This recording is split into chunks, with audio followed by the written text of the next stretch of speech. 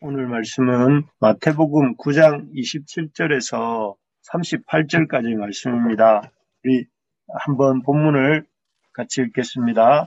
예수께서 거기에서 떠나가실새 두 맹인이 따라오며 소리질러 이르되 다윗의 자손이여 우리를 불쌍히 여기소서 하더니 예수께서 집에 집에 들어가시매 들어가시매 맹인들이 맹인들이 그에게 그에게 나아오거늘 나아오거늘 예수께서 예수께서 이르시되 내가 능히 이 일 할 줄을 믿느냐 대답하되 주여 그러하오니이다 하니 이 예수께서 그들의 눈을 만지시며 이르시되 너희 믿음대로 되라 하시니 그 눈들이 밝아진지라. 예수께서 엄히 경고하시되 삼가 아무에게도 알리지 말라 하셨으나 그들이 나가서 예수의 소문을 그 온 땅에 퍼뜨리느니라. 그들이 나갈 때에 귀신 들려 말 못하는 사람을 예수께 데려오니 귀신이 쫓겨나고 말 못하는 사람이 말하거늘 무리가 놀랍게 여겨 이르되 이스라엘 가운데서 이런 일을 본 적이 없다 하되 바리새인들은 이르되 그가 귀신의 왕을 의지하여 귀신을 쫓아낸다 하더라.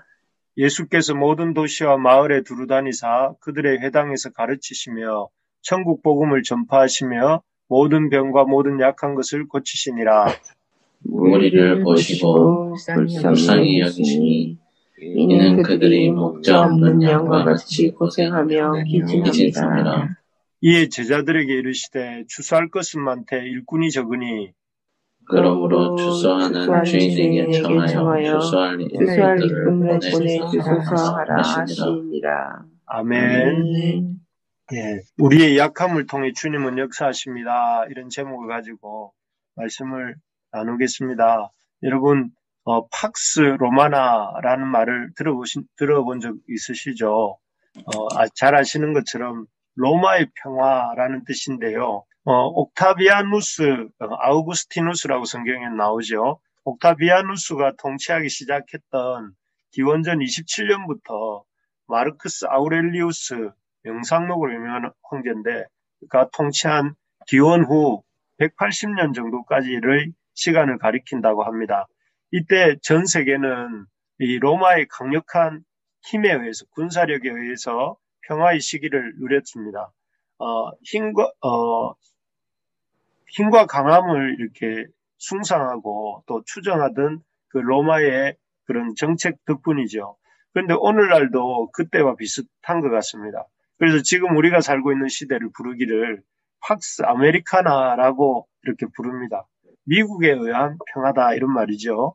미국의 강력한 경제력과 군사력 덕분에 세계가 평화를 누리고 있다 하는 것입니다. 평화인지는 잘 모르겠지만 이런 팍스 아메리카나 시대에 우리가 살다가 보니까 우리도 모르게 우리가 힘과 능력 어떤 걸 숭배하는 경향이 있는 것 같습니다. 그래서 강한 사람, 힘이 있는 사람은 성공한 사람, 이런 사람은 선이고 또 약하고 힘이 없는 사람은 왠지 악처럼 또 실패자처럼 여기는 그런 풍토가 있습니다. 하지만 이런 우리의 생각, 힘 있고 또 능력 있는 사람은 선이고 또 힘이 없고 약한 사람은 실패자인 것처럼 생각하는 이런 생각은 옳지 않다 하는 것을 오늘 본문이 보여줍니다. 세상적으로 성공하고 또 인정받는 것 같은 바리새인들은 주님을 만나는 데 실패하지만 반면에 세상적으로 실패한 것처럼 보이고 또 힘이 없는 것처럼 보이는 이런 맹인들과 말 못하는 사람들은 놀랍게도 예수님을 만나는 이 모습이 그것입니다. 우리 34절을 한번 같이 읽어볼까요? 34절입니다. 시작. 바리새인들은 이르되 그가 귀신의 왕을 의지하여 귀신을 쫓아낸다 하더라. 이 말씀은 그 당시 종교사회라고 할 수 있는 이스라엘 사회에서 가장 존경받고 또 성공한 사람들이라고 할 수 있는 이 바리새인들이 예수님의 사역에 대한 평가입니다. 그들은 예수님에 대해서 뭐라고 하는가 하면 귀신의 방금 읽은 것처럼 귀신을 왕을 의지하여 귀신을 쫓아낸다 이렇게 하면서 한마디로 예수님을 귀신과 같은 쪽의 사람, 귀신의 도구, 귀신의 능력을 덧입어 사역하는 자, 뭐 이렇게 생각을 하고 있는 것을 볼 수가 있습니다.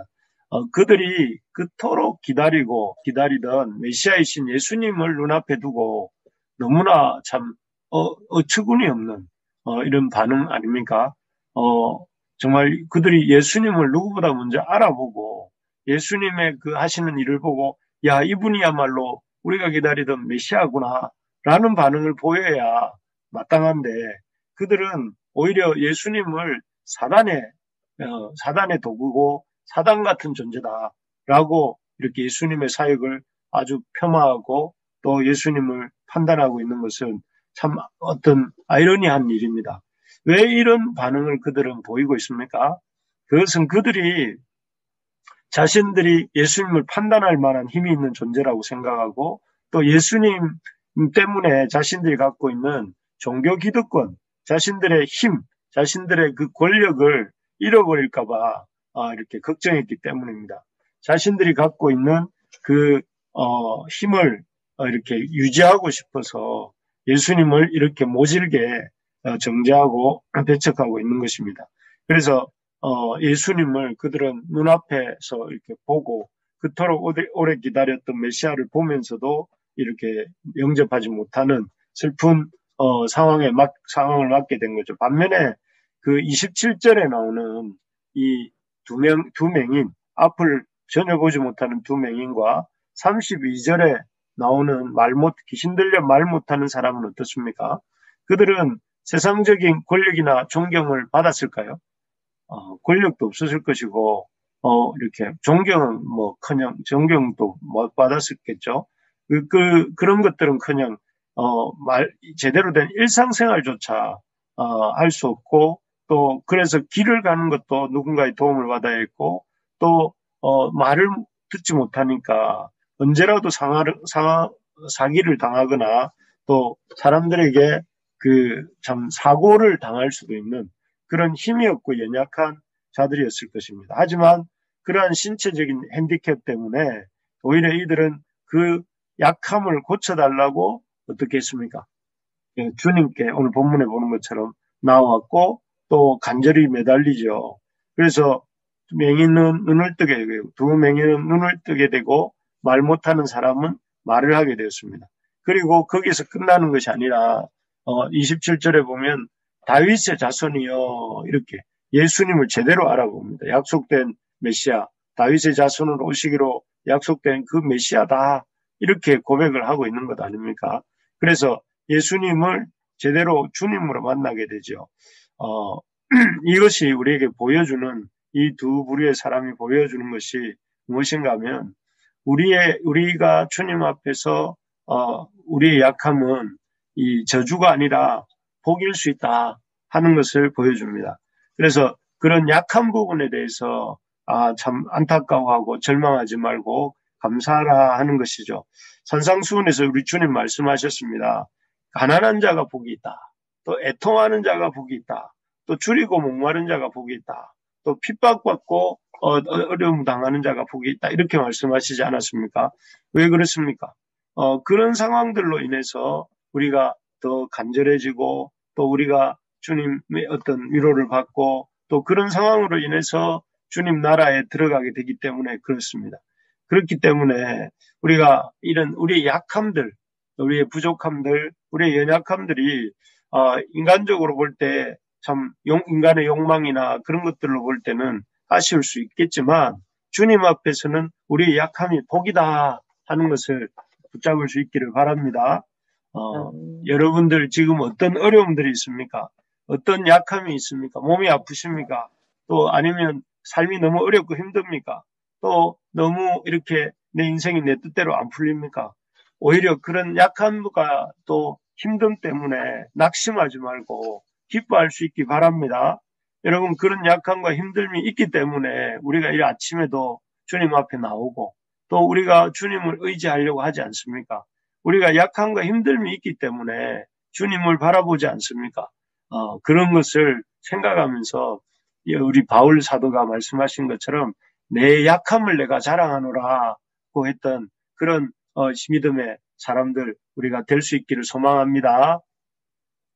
그래서 약함이 부끄러움이 아니고 약함이 또 참 우리를 낙심케 하는 것이 아니라 약함으로 인하여 주님을 자랑하고 또 약함으로 인하여 주님을 의지하는 우리 부르심의 가족들 되어서 약함이 주는 축복을 받아 누릴 수 있기를 소망합니다. 그런데 이런 약함은 약함 그 자체로 우리에게 복이 되는 것은 아닙니다. 그 약함을 가지고 주님 앞에 나아갈 때에 그 약함이 복이 됩니다. 27절, 28절 우리 같이 한번 읽어봅시다. 27, 28절 시작. 예수께서 거기에서 떠나가실새 두 두 맹인이 맹인이 따라오며 소리 질러 이르되 이르되 다윗의 다윗의 자손이여 자손이여 우리를 우리를 불쌍히 불쌍히 여기소서 여기소서 하더니 하더니 예수께서 예수께서 집에 집에 들어가심에 들어가심에 맹인들이 맹인들이 그에게 나오거늘 예수께서 예수께서 이르시되 이르시되 내가 내가 능히 능히 이 이 일을 일을 할 할 줄을 줄을 믿느냐 믿느냐 대답하되 주여 주여 그러하오이다 하니 그러하오이다 하니. 아멘. 여기에 보면 여기 맹인들이 그 자신들의 약함을 가지고 이 온갖 어려움을 뚫고 예수님께 나아가는 장면입니다. 사람들이 아마 이 다른 복음서에 보면 이 맹인들을 꾸짖습니다. 조용히 하라고 시끄럽다고 이렇게 꾸짖기도 하고 또 여기 보면 예수님이 다윗의 자손이여 하고 이렇게 부르짖는 그 사람들 앞을 보란 듯이 쓱 지나가서 27절, 28절 사이에 보면 예수께서 지나가시고 집으로 들어가시는 장면이 나옵니다. 예수님도 자신들의 부르짖음을 외면하시는 것 같기도 하고 또 그런 예수님을 이제 찾아서 예수님 머무시던 집까지 가기까지 하는 수고를 아주 이렇게 맹이니까 얼마나 어려웠겠습니까? 떠듬떠듬 찾아가야 하는 그런 어려움이 있었습니다. 그럼에도 불구하고 이 맹인들은 사람들이 조용하라고 하면 더 크게 다윗의 자손이라고 부르고 또 예수님이 쓱 지나가는 것 같을 때 예수님에 대해서 실망해서 아주 이렇게 포기하지도 않고 끝까지 예수님 머무는 집 앞에까지 가서 내가 예수님 낫기를 원합니다 하고 부르짖었던 거죠. 그럴 때에 그들이 결국은 예수님이 이 참 눈을 뜨게 해주시는 그런 29절에 같은 역사를 경험하게 됩니다. 그렇습니다. 우리가 약하기만 하다고 또 그 약함 가운데 그냥 가만히 있는다고 해서 복을 받는 것이 아니고 그 약함을 들고 그 약함의 문제를 해결해 주시는 분이 우리 주님이시다 하는 사실을 믿고 그 주님을 향한 믿음을 가지고 이렇게 나아갈 때에 우리가 복을 얻게 된다 하는 것입니다. 지금 우리에게 있는 여러 가지 난관들 있지 않습니까?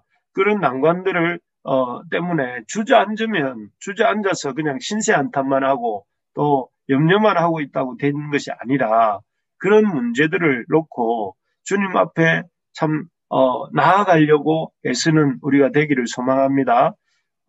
주저앉아서 말씀도 안 보고 기도도 안 하고 교회도 안 나오고 그냥 왜 이런 세상이 왜 이래 그렇게 있는다고 해서 답이 나오는 것이 아니고 힘들고 어려운 그 문제를 들고 주님 앞에 나와서 주님만이 이 문제의 해결자가 되시고 주님만이 이 문제를 도와주실 수 있는 분이라고 계속해서 고쳐달라고 또 나 보게 해달라고 기도할 때에 주님께서 그 문제가 해결되는 은혜도 주시고 또 주님도 만나게 해주시는 줄 믿습니다.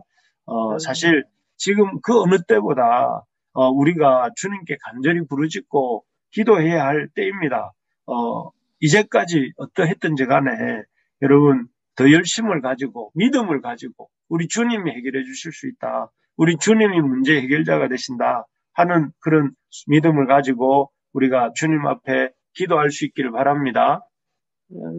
주님께 기도해야 인생의 문제가 해결이 됩니다. 여러분 수많은 우리 신앙의 위인들이 선배들이 우리에게 보여주는 중요한 인생의 원리가 무엇입니까? 주님께 매어 달릴 때 능력이 오고 주님께 우리가 나아갈 때에 문제 해결을 맛보고 그런 큰 경험이 있을 때에 인생이 변화된다 하는 것을 우리에게 보여줍니다.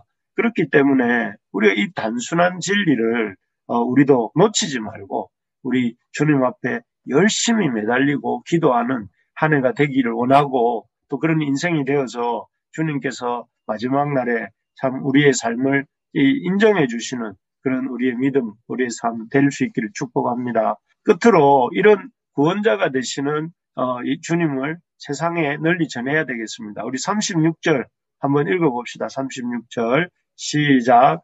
무리를 보시고 불쌍히 여기시니 이는 그들이 목자 없는 양과 같이 고생하며 기진함이라. 여기에 보면 이 세상을 보시는 이 세상을 향한 예수님의 평가가 나옵니다. 우리가 볼 때는 여러분 이 세상이 어떻습니까? 여러분 하나님 안 믿는 사람들의 삶이 우리가 보기에는 겉보기에는 굉장히 화려하고 이 세상 사람들의 삶이 대단해 보입니다. 너무 이렇게 멋있어 보이고 그에 비하면 우리들은 참 아주 볼품이 없어 보일 때가 저는 있습니다. 그런데 이런 세상을 향한 주님의 평가가 놀랍습니다. 뭐라고 하시느냐면은 그들이 목자 없는 양과 같다라고 말씀하세요. 그래서 불쌍하다 이렇게 말씀하세요. 그래서 참 그들의 상황이 겉으로는 화려해 보이지만 방향 없이 나아가는 목자 없는 양과 같고 또 그들의 결말이 고생이고 불쌍하다 이렇게 보시는 것이죠. 정말 이런 안목이 우리에게도 열릴 수 있기를 소망합니다.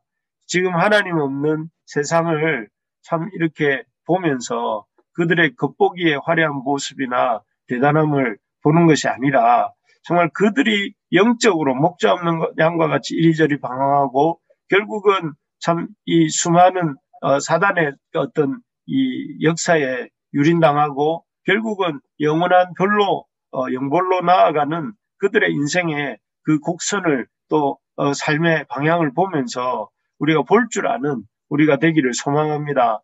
여러분 이 땅에서 참 성공하고 주님 곁에 마지막에 주님 곁으로부터 이렇게 멀어진 인생이 되는 그 인생은 실패한 인생입니다. 이 땅에서 거지 나사로처럼 살지라도 그렇게 되면 안 되겠지만 그러나 주님을 알고 주님이 인정하신 인생이 되면 그 인생은 성공한 인생인 것이죠. 그래서 여러분 우리가 세상을 바라보면서 참 이 세상 사람들의 영적 상태를 우리도 볼 줄 알기를 소망합니다. 그래서 그들에게 생명의 복음, 구원의 복음이 되시는 우리 주님을 이렇게 힘써 전하는 우리가 됩시다. 그래서 바라는 것은 이 코로나 시대에 우리가 잠잠하면 안 됩니다. 여러분, 우리 주변에 여전히 예수님 모르는 것은 인생의 실패입니다. 그래서 그런 사람들을 향해서 예수님을 소개하는 게 우리의 역할입니다. 그래서 우리가 잠잠하지 말고 기회만 닿는다면 복음을 전해야 됩니다. 복음을. 그래서 여러분 일터에서도 또 여러분 이 삶의 현장에서도 아이들에게도 또 우리가 만나는 그 누구에게도 참 예수님을 소개할 수 있는 지금 예수님 소개하면은 그야말로 어떤 반응을 보일지 모르겠지만 그러나 그럼에도 불구하고 우리는 포기할 수 없고 그런 속에서도 지혜롭게 주님 주시는 지혜를 가지고 어떻게 하든 주님이 나를 통해 증거되기를 이렇게 생각하고 기도하고 애쓰는 우리가 됩시다.